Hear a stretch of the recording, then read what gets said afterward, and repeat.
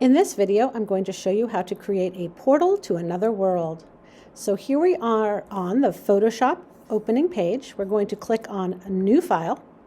And we want just like an 8.5 by 11. So you can notice that here. You can also click on print and letter. I think I want mine horizontal, but you can choose. And then here's something we haven't done before. The background controls, I'm going to change white, which is the default, to black. And now just hit the create button. Here we have a blank black document.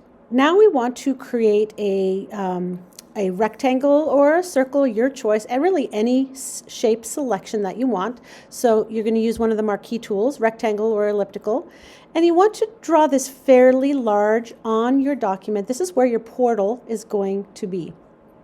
Once you create a selection with your marquee tool, down here you'll see a generative fill bar. If this bar does not pop up, what you need to do is to go to Window, and this is called the contextual taskbar, so make sure that that is on. And then you're just going to type in, whoops, I lost my selection. Then you're going to type in portal to another world, and then as many descriptives as you want. More specific, the better. You could do fantasy, sci-fi, neon, glowing, sparkly, blue, magenta, rainbow, whatever you want. You could add steps, you could add clouds, whatever you want. I'm going to say portal to another world, magenta, sparkles. Again, the more specific, the better. Then you click on generate. Now it's possible. So, okay, I got an error that's been happening to my laptop lately. I'm just going to pop over because I was able to get it to work earlier. So this is my sparkly portal, magenta portal to another world. So once you have that, and notice it's on its own layer, now we're going to open up a photo that has a figure, a photograph you've taken, not on the internet. I took this summer, of somebody walking into it, interacting with it, being sucked into, whatever you want, but we need probably a full length figure because you don't want to have like a floating torso. So once you found your figure, you're going to select the object selection tool, which lives with these other selection tools if you can't see it. So click and hold object selection tool. Remember, this is the AI tool. So I'm just going to hover and click. And if I want more areas, all I have to do is hold down the shift key and then click on these other areas to add them. There's also some other sometimes you get some little funky stuff. I'm going to then go over to my quick selection tool, make sure that it's on add, and I'm going to add in all these little bits that are something sort of funny happened. But probably your AI object selection tool is probably going to do a pretty darn good job. Now, when you have your figure selected, you just simply copy it. You can go to edit copy or command control C, go to your portal, and either edit paste or control or command V. Okay, so now I'm going to click on my move transform tool.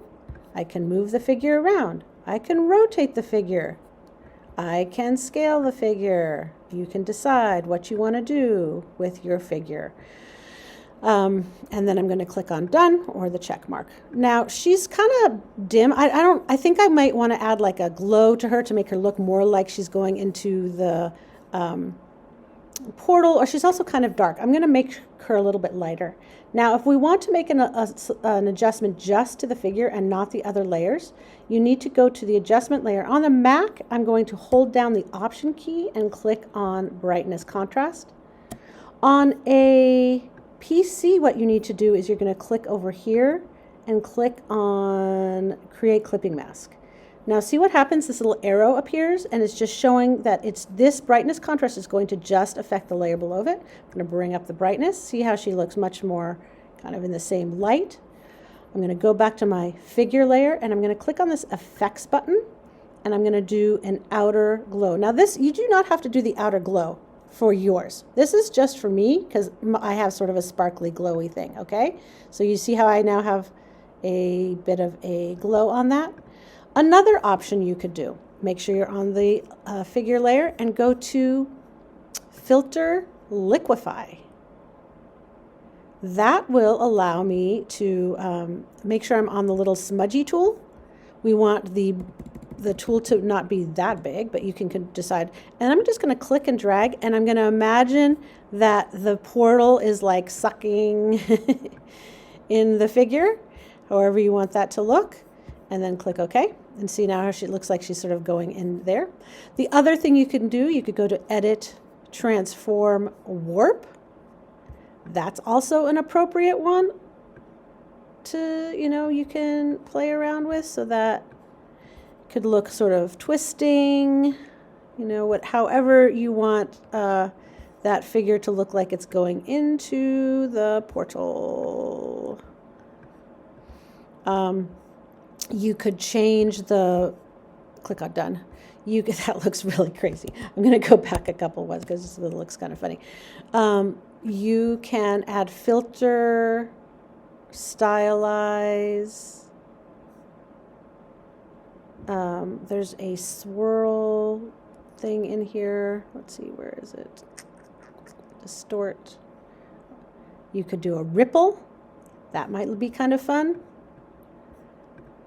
Anyway, there's all different kinds of things that you could do to adjust. You could have fun with it and be creative and turn it in when you're done. Thank you.